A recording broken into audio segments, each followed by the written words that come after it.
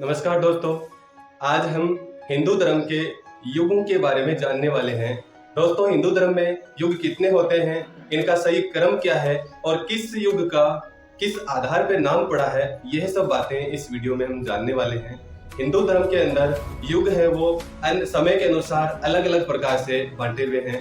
दोस्तों, युगों की प्रमुख संख्या है वो 4 है, जिनमें से पहला युग है वो सतयुग है। इसके अलावा दूसरा युग है वो त्रेता युग है, तीसरा है वो द्वापर युग है और चौथा युग है वो कलयुग है। तो दोस्तों, इन चारों युगों के नाम क्यों पड़े या किस प्रकार से पड़े, इनके नाम पड़ने के पीछे कारण क्या रहे, यह बात आप जानने वाले हैं। पहला जो युग है दोस्तों, यह है सतयुग है।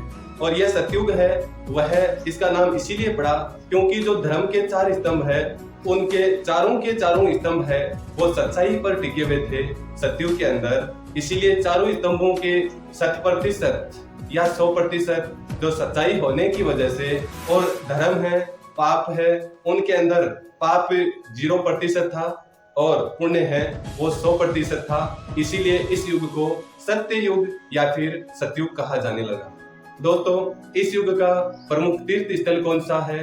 तो इस युग का जो प्रमुख तीर्थ स्थल है वह राजस्थान के अजमेर जिले में स्थित पुष्कर है। उस युग में इस जो पुष्कर तीर्थ स्थल में स्नान करने वाला बहुत ही ज्यादा पुण्यदायी और फलदायी होता था।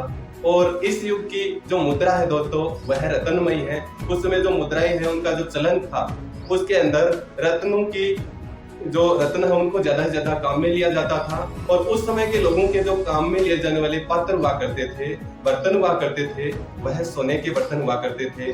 दोस्तों, सतयुग के अंदर अनेक महापुरुषों ने अनेक अवतार लिए हैं, जिनके अंदर मत्स्य अवतार है, वाराह अवतार है और नरसिंह अवतार है, यह अवतार हुए हैं। और हिरण्यकशिप जैसे अत्याचारी राजा भी हुए हैं, जिनका अंत भी किया गया। और भक्त प्रहलाद जैसे बहुत अच्छे भक्त भी हुए हैं, जिन्होंने धर्म की स्थापना की है।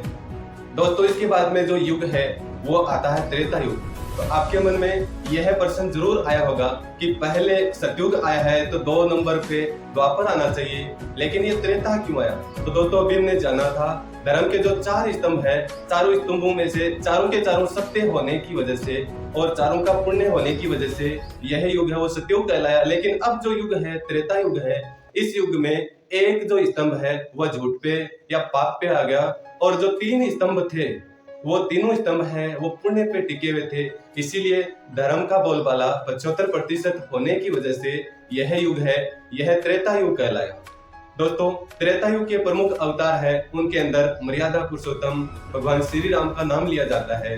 यह राम जो रावण जैसे अत्याचारी का वध करके धर्म की स्थापना करते हैं।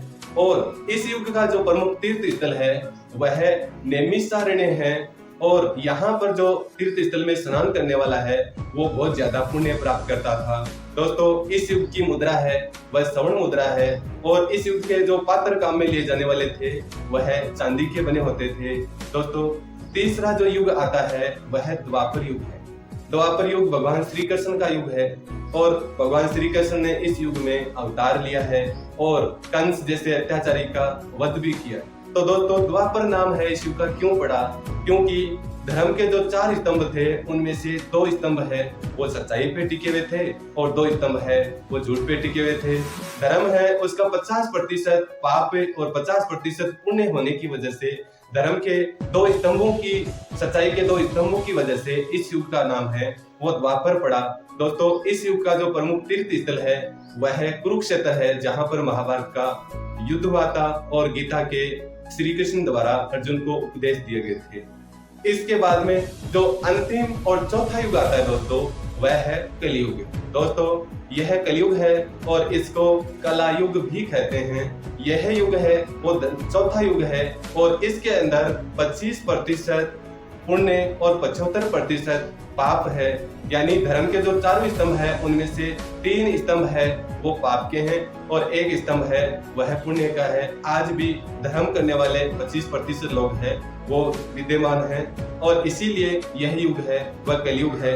इस युग के प्रमुख अवतारी पुरुष है वो कल्कि होंगे, जिनका अवतार है वो आगे कुछ सालों बाद में होगा। और दोस्तों, कलयुग का प्रमुख तीर्थ स्थल है वह गंगा नदी है। इस गंगा नदी में जो स्नान करने से पाप है वो धुल जाते हैं। और इस प्रकार हमने चारों युगों के बारे में, इनके तीर्थ स्थल के बारे में, इनकी मुद्राओं के बारे में, इनके पात्रों के बारे में, इनका नाम कैसे पड़ा दोस्तों, इस बारे में विस्तार से जानकारी प्राप्त की है। इनके युग पुरुष अवतारी पुरुष कौन है ये भी हमने जाना है। दोस्तों यह वीडियो अगर आपको पसंद आया हो तो इसको लाइक करें, शेयर करें और ये जो चैनल है इसको सब्सक्राइब करें। जय हिंद, जय भारत।